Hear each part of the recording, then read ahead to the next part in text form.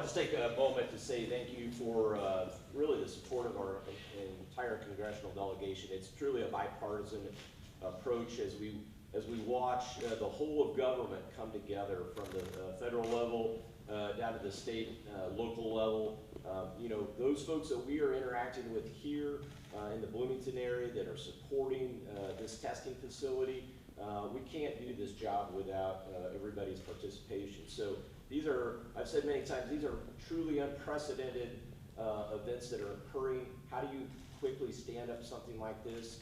And the only way you do it is with collaboration across the federal, state, and local environment. So really appreciate the support we have here in Bloomington area and continue to support our folks across the state. That's the thing about the National Guard.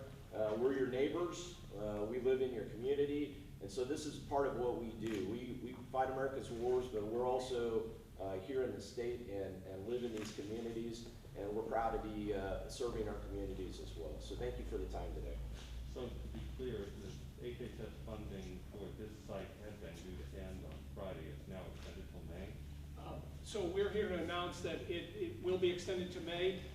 There's a formality to that, Charlie, that they have to, the state has to submit the proper paperwork through HHS, and then that will be extended through the end of May. Well, I think it's obviously open to discussion, but let's not kid ourselves. Just open. Those symptoms ought to come here, and just reminding people how easy that is to do, I think is important.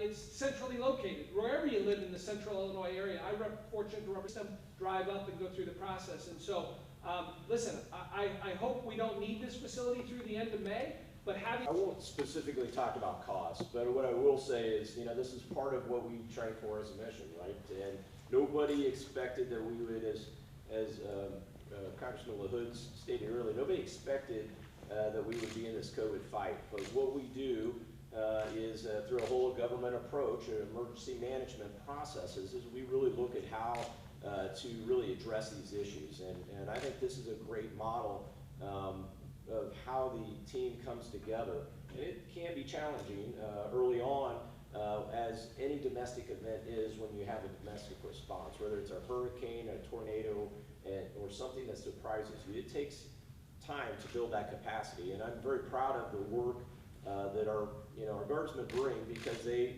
did not train for this mission. But we have medical people. We brought enablers in.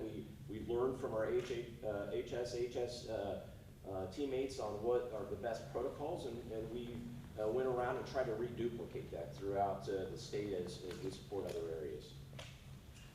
Anybody got any follow-up? Can you share how much it is costing the federal government to operate this particular location? Okay. Very good. All right. Hey, thanks for being here today. Appreciate it. Thank you.